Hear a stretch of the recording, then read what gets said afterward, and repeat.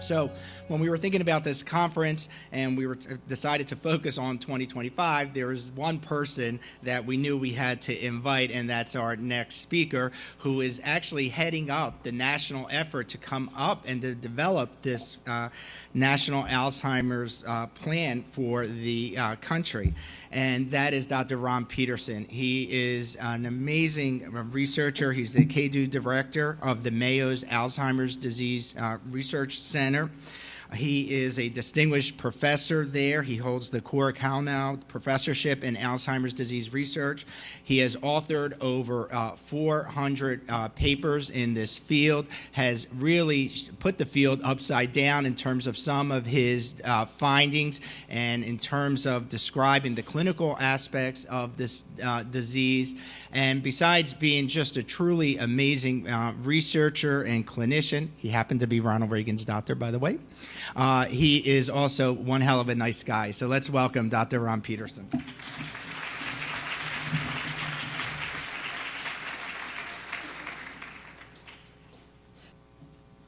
Well, good morning, and thanks very much, Frank and Jim, for the kind invitation to return here to this conference. 24 years, that is amazing, and also thanks to Marcelo for putting all of this together and his colleagues as well. It's truly an honor for me to participate in this plan, but I must tell you at the outset, I've got an upper respiratory something or other, so we'll see how it goes this morning and how long I can make it. You'd think I'd know what's going on if I'm any kind of a doctor, right? But I have no clue. So I just try to fake it through this. I will try to manipulate these. So as Frank outlined, I'm impressed that the conference is focused on the national plan and 2025 because there's a lot of work ahead of all of us. And so what I thought I'd do is just kick the meeting off this morning to sort of give you the big picture of what is this? What's this all about? What is a national plan? Just this isn't relevant, but always you need to know if I'm on the take from any pharmaceutical companies. I don't think it's relevant for the discussion, but there it is. So the national plan was passed by Congress in December of 2010 and was signed into law by President Obama on January 4th, 2011. And really the plan charged the Secretary of Health and Human Services, Kathleen Sebelius, to develop the first national plan for the disease. Many other countries have national plans, but the United States has not. So it was time that, in fact, this country develop an overall strategy for it. So that was the charge, and it's taken off since then. This is the legalese stuff. You don't have to worry about it, except it gets into a little more detail as to what this actual charge means, what people are supposed to do, and how we're going to get there. A couple of things are noted there in yellow. One was to develop an advisory council, so a group of individuals to advise the Secretary and her staff on the nature of this disease, what's out there, what's going on. The second was an annual report. So while the first plan, I'll get to this in a minute, the first plan came out in May of 2012, in fact, the plan is to be updated annually for 15 years. So a big job is ahead of everyone, and it sort of puts everybody to the task as to how we're going to measure progress. So this is just a graphic of how it all developed. Again, it was passed by Congress in 2010. The President signed it the next month. The Advisory Council was established in the summer of 2011. The Council meets quarterly, and that resulted in the first plan being released in May of 2012. The Council's continued to meet since then. The next revision was released in June of 2013, and there are continuing meetings, the next one being in October of this year.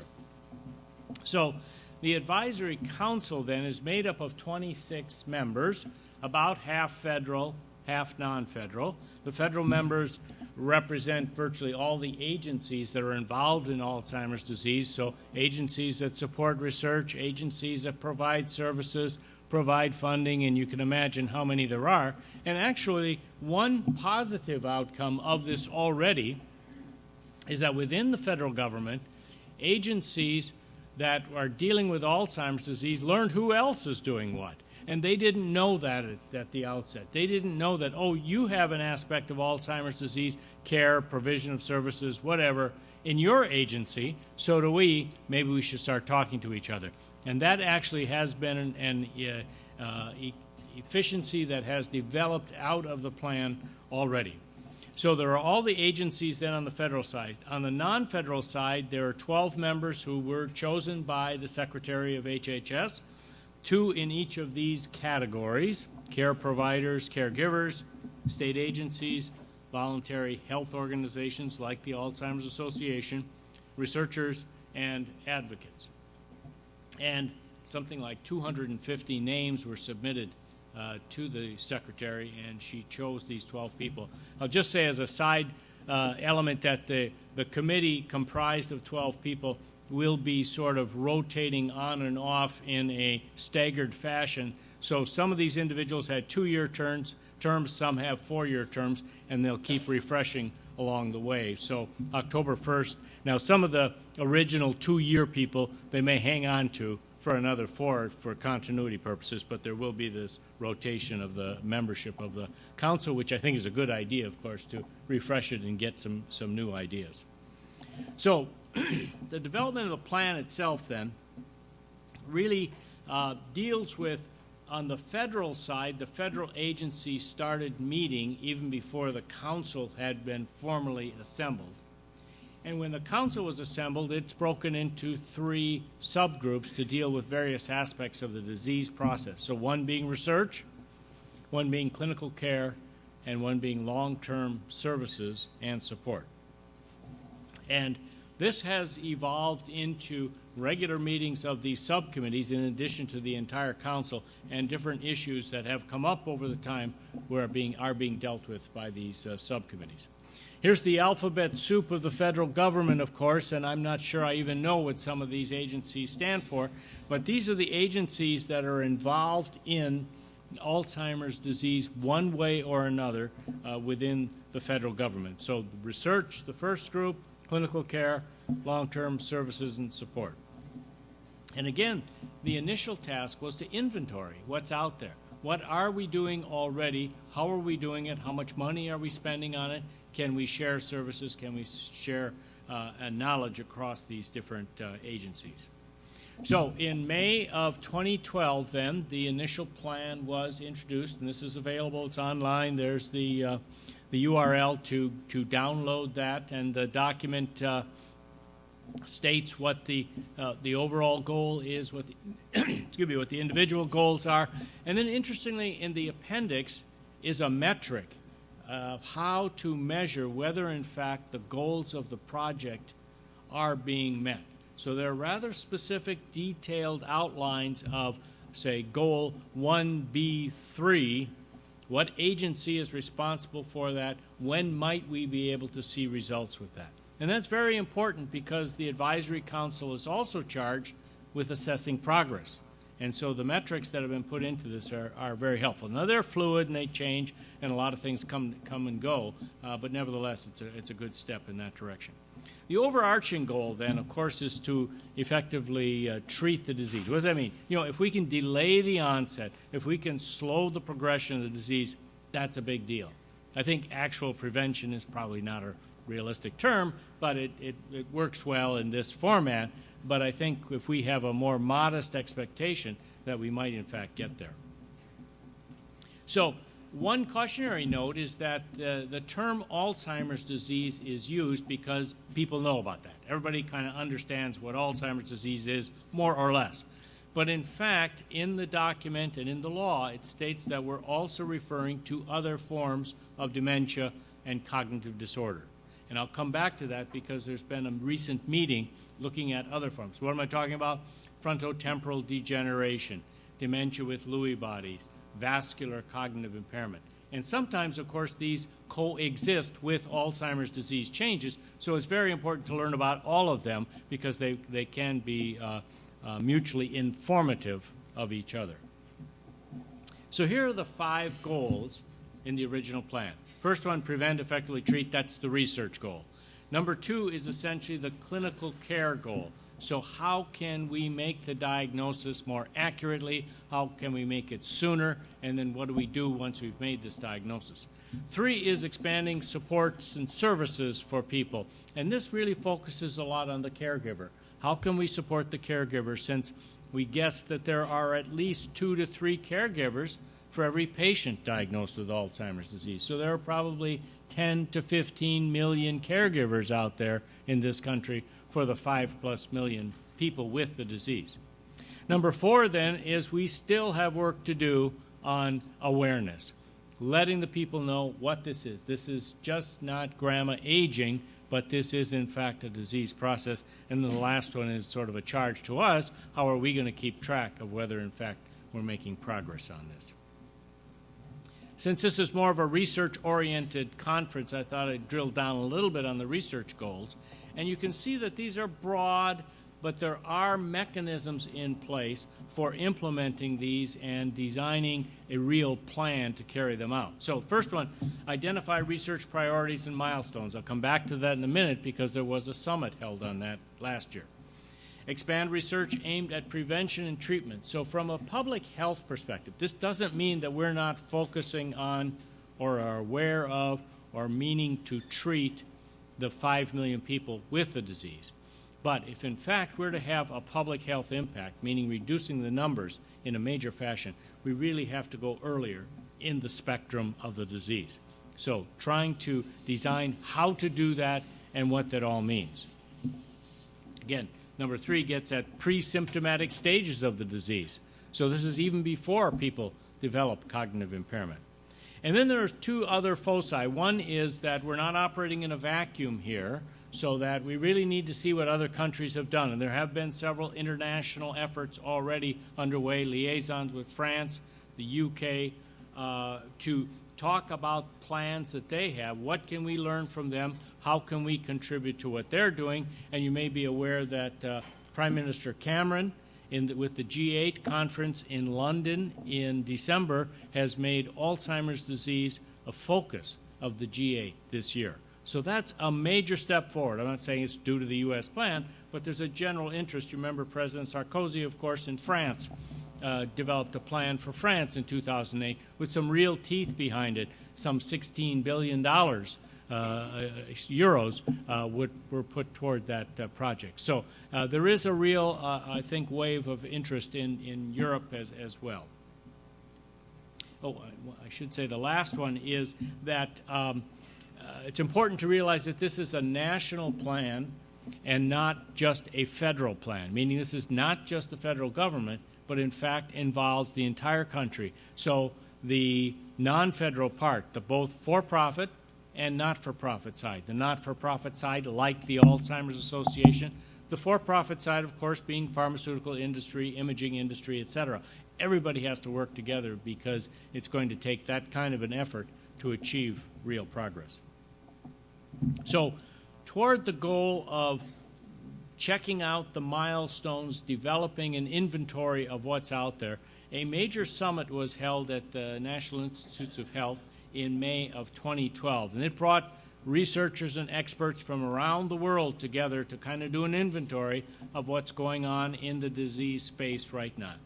And out of that came a variety of recommendations that hopefully will translate into real research direction. So, for example, session 1 dealt with other therapeutic targets other than what? We know about amyloid, we know about tau, we know how important they are, but are there other targets out there that we should be looking at because they may in fact be able to help us ameliorate the disease?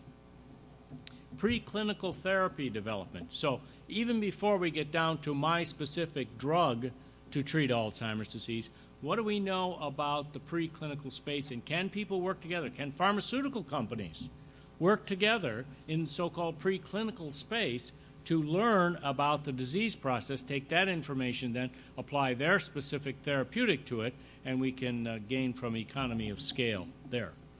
The third one's a clinical session. That is, how do we characterize these people? Well, how do you measure whether people, one, have Alzheimer's disease now, are on the road to develop Alzheimer's disease, and how do we characterize clinical populations? Session 4 dealt with, can we think more broadly about pharmaceutical development? That is, what about taking drugs already on the market for another indication and repurposing them for Alzheimer's disease, using high-throughput screening and a variety of techniques to see which drugs might be active against Alzheimer's disease as well. And don't forget about non-pharmacologic therapies. In fact, perhaps some of the best ones out there right now are lifestyle modifications. So attention was given to that. And then again, the public-private partnership dealing with the breadth of the disorder. So as I mentioned, the plan will be revised annually through 2025.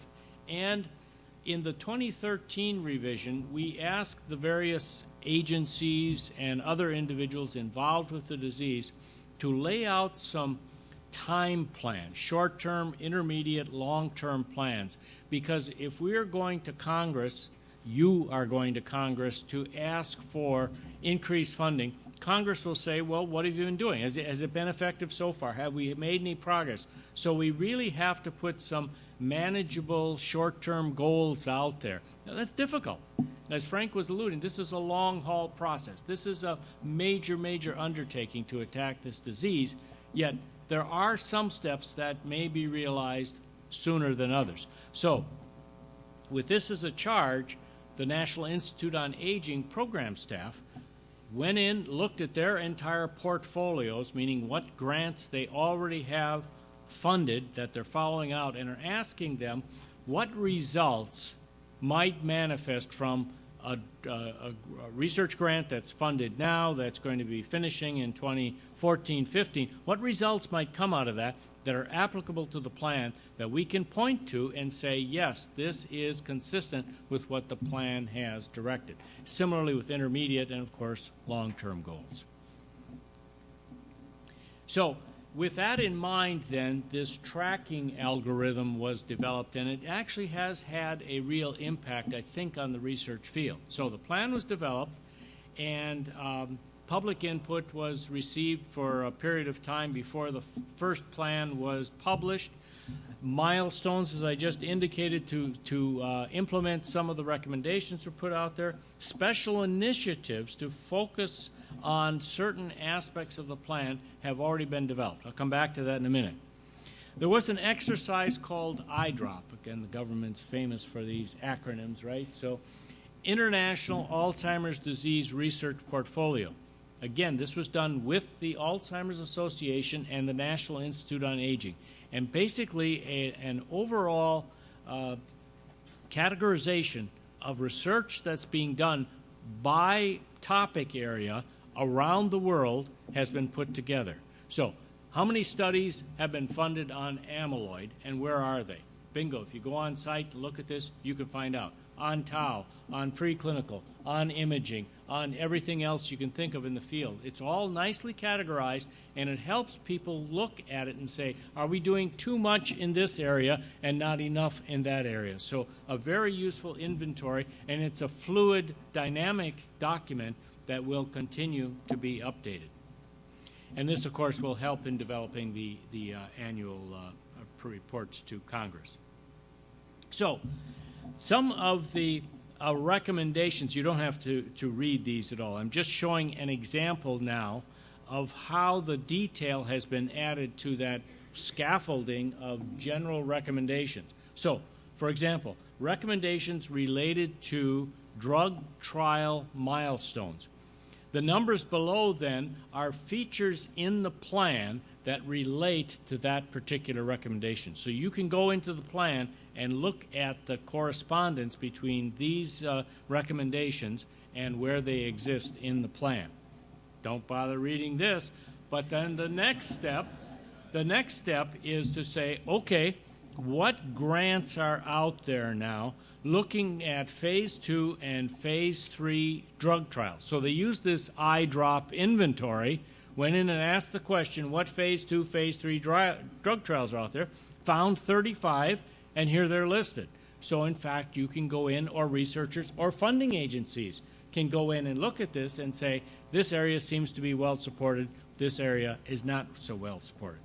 You can even drill down further on this and look at specific studies. Note the timelines. So highlighted in yellow there, I think I've got a blow-up of this. Let me go back, I'm sorry. The ones in yellow there. Initiate a phase 2 proof-of-concept drug trial for agents against 3 to 6 currently known therapeutic targets. The orange bars, then, are an index of when this might be accomplished. Well, this is great for planning, but it also is very helpful to advocacy organizations like the Alzheimer's Association, because they can take this information to Congress and say on the next, okay, here's the drilling down of that and say, was this accomplished? Yes, no. What if it was not accomplished? And maybe it was not accomplished because resources were not available. We didn't have the funding. So now the Alzheimer's Association, other advocacy groups can go to Congress and say, you passed this law, the president signed it, it's out there, you charged us to do this, we did it, and now we've taken to the step of it's not getting done. Why is it not getting done? Because we don't have adequate funding for this aspect of research. So it really gets down into the weeds now as to how you translate the plan and its recommendations into action, and are they going to work or not? Now, some of these are going to be dead ends because that's the nature of science. That's the way it should be. But some of these may not be investigated as thoroughly as one would like because of, for example, lack of resources. So I showed this earlier. Note this one that says on the right-hand column, second one down, special initiatives to focus research on needs and opportunities. So what that means is the National Institute on Aging staff took a look at those recommendations, those 6 areas of recommendations from the summit in May of 2012. Said, okay, now, how do I translate this into actual research projects? They developed what are called research concepts.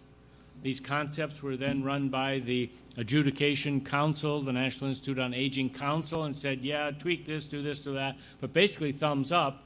Then they were translated into what are called RFAs, or requests for applications, for actual grant applications out there. And 4 RFAs were put out earlier this year, end of last year, earlier this year, in 4 different categories, totaling there $73 million for all of these. Why was this done? Well, in part because the president proposed an $80 million increase in research funding for Alzheimer's disease in his 2013 budget. Okay, you know what happened, right? He asked for $80 million. How many did he get? 0. And with sequestration, it's actually going in the other direction. So this was a real challenge because the request for applications had gone out. Scientists around the country had responded to these. Excellent proposals for some very good research, and in fact, there was $0 to award that. Well, to their credit, both Dr. Francis Collins, who's the director of the National Institutes of Health, pulled out $40 million from his discretionary fund, and Dr. Richard Hodis, the director of the National Institute on Aging, pulled out another $5 from his discretionary funds to actually come up with $45 million to fund some of these projects. Not nearly as many as they would have liked to, but at least to let the research community know that we appreciate your effort and we're behind you.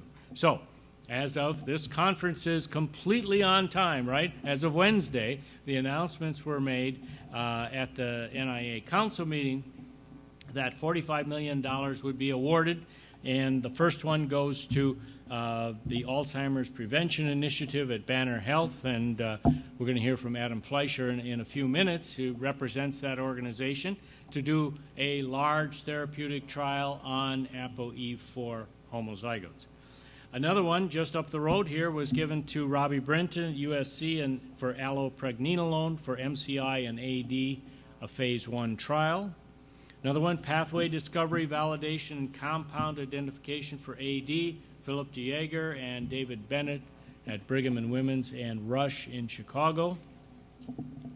Integrative biology approach to complexity of AD, Eric Schatt at Mount Sinai in New York. Systems approach to targeting innate immunity in AD, Todd Goldie at the University of Florida. and Washington University Diane treatment trial by Randy Bateman, and you're going to hear from John Morris this afternoon at this meeting about the Diane trial itself. So these were the studies that were funded. They had to do a little dancing to get the right amount of money and the funding thresholds and all. But again, clearly not what they had hoped, not what they had anticipated, but nevertheless, they did respond to it. So briefly, I mentioned that Alzheimer's disease is sort of the generic term, but in fact, we're talking about the other dementias as well. So this is the language that was in the law, and in fact, there was a conference held earlier this spring on related dementias, and Dr. Tom Montine at the University of Washington presented these results just last week, Thursday, to the National Institute on Neurologic Disorders and Stroke Council meeting, and did a very, very nice job. And I'll just kind of fast forward through some of these. That the conference held on May 1 and 2 at NIH was a counterpart to the conference held a year earlier on Alzheimer's disease itself.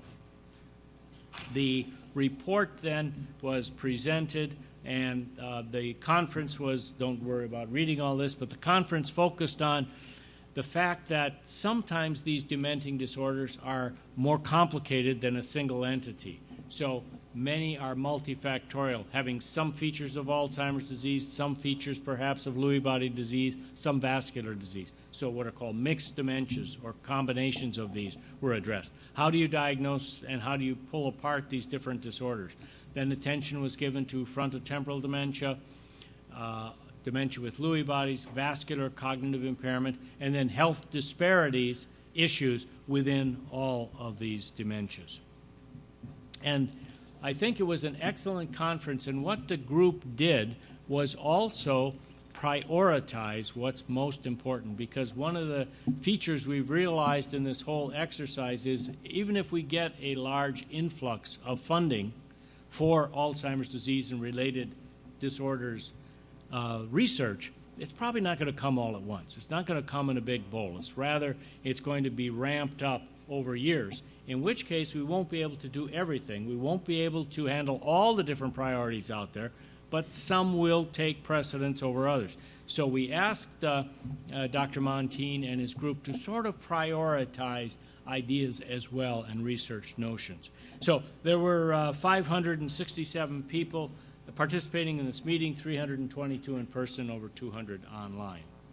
And again, small, don't worry about this, but they took their task very seriously, broke it down into these various areas, and tried to focus on what are the priorities in this particular aspect of a dementia. And then they added two different qualities to their program and to their final report. One is, what is the priority? Is it a high priority, intermediate, or other priority? And then what's the timeline, like we were talking about earlier? Is this going to be achievable in, I think, 1 to 3 years or 3 to 7 years? And they've broken it out very, very nicely, such that if funding were to become available, one could go to this template now and start taking out of items out of this that could translate into research application. So these are high priority. These are sort of the intermediate priorities, again, in the short term, intermediate priorities in the medium term, and then additional recommendations. They want to call low priority. Somehow that doesn't work very well when you're asking for dollars. So other priorities, and similarly put them on a time scale. So I think it was very, very successful, and really in the course of a year, they put this whole challenge together and have now a complementary document to the Alzheimer's disease focused recommendations. I think we covered all this. Basically, all the subtopics were evaluated, and again, the health disparities issue was common among them. So their next steps then are that the plan, as I mentioned, was released in 2013. The additional steps to meet these goals are being lined out, and the Advisory Council now will see these recommendations at the October meeting. So let me wrap up and say, is Napa having an impact, or is this just a governmental type of exercise? I think it's really too soon to tell. It's really only been in place for a couple of years or so. And I'll leave it to you to be a judge. I'm not suggesting that this is in fact what happened, but since this process began in 2011, 2012, in 2012 the president repurposed $50 million from an already committed budget to Alzheimer's disease research. So money that was already dedicated to NIH, he took and said, with Francis Collins, and said, maybe some of this sequencing, some of this other clinical trial work could in fact be more focused on Alzheimer's disease. So $50 million were repurposed for Alzheimer's disease in 12. As I mentioned, in 2013, the president put $80 million in his budget. Didn't happen. Sequestration came along, but then $40 million was taken from Dr. Collins' reserve account, and similarly $5 million from NIA. So in fact, some of the RFAs were funded. Now in 2014, who knows what's going to happen, right? I mean, there may not be a government in place in a couple of weeks, so all this may be pie in the sky. But in 2014, the president has come out and said that he is proposing an additional $100 million for Alzheimer's disease, mostly for research, but some for care and services in his 14 budget. And this is potentially very important. I mean, if you say roughly the federal budget for Alzheimer's disease now is around $500 million, give or take, somewhere in there. We're talking about a 20% increase. And the important aspect of what he's proposing for 14 is this is a direct line from the federal treasury, meaning that it's a hardwired in. So it's not something that you have to go back and fight for each year. It's going to be a solid line item going forward of an additional $100 million. Now, again, who knows if it's going to make it. But you can now decide for yourself, is this coincidental that while everything else is going south from a federal funding perspective, at least some noise is being made about Alzheimer's disease, and in fact there is some funding trickling down for research, care, and services for people with Alzheimer's disease. So I think this is a step in the right direction, a crack in the door, if you will. We're certainly not there, but as Jim was indicating earlier, the more you talk to your representatives, the more impact this does have. They do listen. When you talk to them, they say, I listen to my constituents, and if we are enough of an organized voice, in fact, I think we will continue to make a difference. And I think there's some discussion going on across the aisle with regard to many of these issues. So it's a politically popular topic. It's just when you get down to the funding, as always, when the rubber hits the road. So the last line there is that, and I didn't get into this at all, there's the national plan, but in addition to the national plan, the law states that the advisory committee generates a separate set of recommendations that sort of go unedited directly to the secretary and directly to Congress. So the last couple of years, I have to sign something off to both of those entities saying, in addition to the national plan, the advisory council would like to suggest the following recommendations. And there's been about 35 of them. But number one has been that the annual research budget for Alzheimer's disease in this country should be $2 billion. That's what it's going to take, and this is after an exercise that was done saying how much is it really going to cost out, that it came to about, and this is on par with other major disorders, cancer, heart disease, HIV, AIDS, are in the $3 to $6 billion a year ballpark. So 2 is not unreasonable for Alzheimer's disease. So this is a recommendation. It's not in the plan itself because that has certain political implications, but nevertheless, this goes straight to Congress and straight to the Secretary. So we'll see. I think the proof's going to be in the pudding down the road, but hopefully we're moving in the right direction. Again, Frank and Jim, thanks very much for the invitation. Appreciate the opportunity.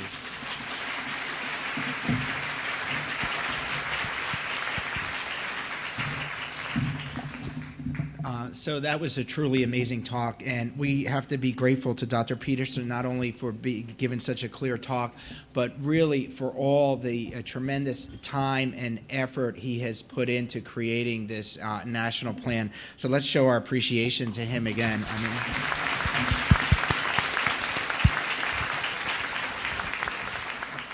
He made that sound so simple and eloquent, but I can assure you there was a lot of hard work behind that. So let's take some questions from the audience for a few minutes. Can you wait for the microphone, Linda? There's a question up here, so this way we could. Can I ask to turn the heat up? Oh, okay, okay. Can we ask to turn the heat up? Okay, okay. So it's hard to see here. Anybody else have a question? Linda, right next to you. Question.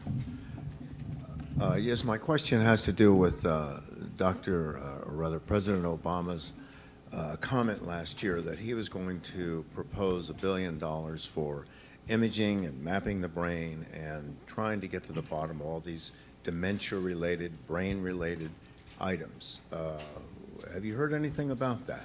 Yes, good question. So in April of this year, the President made an announcement that he was committing a large sum to the BRAIN initiative, which turns out to be an acronym for something or other. But basically, it's a basic science, primarily a basic science exercise to study communication in the brain. What part of the brain talks to what? What's the underlying pathophysiology? Is that going to translate to Alzheimer's disease? Honestly, yes, but not tomorrow. And at first when we heard this, I mean, without being too egocentric about this, we say, gee, is this at the expense of Alzheimer's disease and Alzheimer's disease research? I'm told no. I'm told that they're two separate activities. They'll have interplay, of course, with share of knowledge, but in terms of funding, the funding that's being set aside, and there was just an announcement a couple days ago that they're piecing this together. It's coming from the National Science Foundation, DARPA, as well as the National Institutes of Health. But they're complementary exercises, but not Alzheimer's focused. Yeah, Dr. Peterson, thank you. That was a spectacular presentation. I noticed, I have two questions. I noticed when we were talking about alternative forms or causes of dementia diseases, the word Parkinson's never came up, and I'm wondering if that's also part of it. And the other is, I'm thinking if I were a younger person and I was thinking about trying to find out with what tests are available whether I had a form of dementia, I'd be concerned about the legal aspects of that. You know, if I'm trying to move up in my company and maybe that's heard, or I want to get insurance and I haven't done it yet. And I'm wondering if that subject is somewhere part of this whole plan, addressing that concern. Two good points. Thank you very much. Let me address the latter one first. You're right.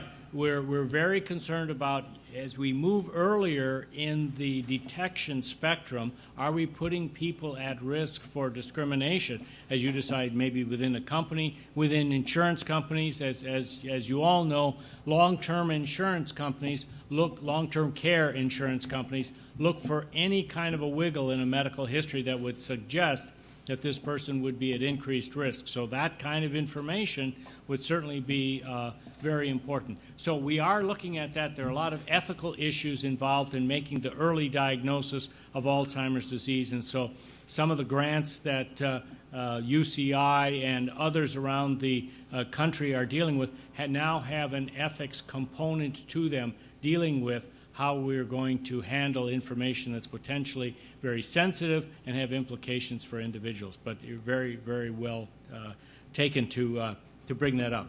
As for Parkinson's disease, yes, it's part of the spectrum of what we call Lewy body disorders. I was talking about dementia with Lewy bodies, but Parkinson's disease and cognitive impairment in Parkinson's disease is also one of the disorders to be considered.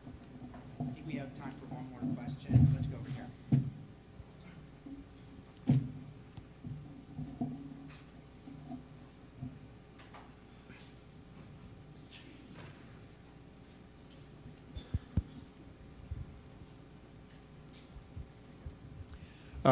First, I want to thank you for all the work you're doing. I really appreciate it, Doctor.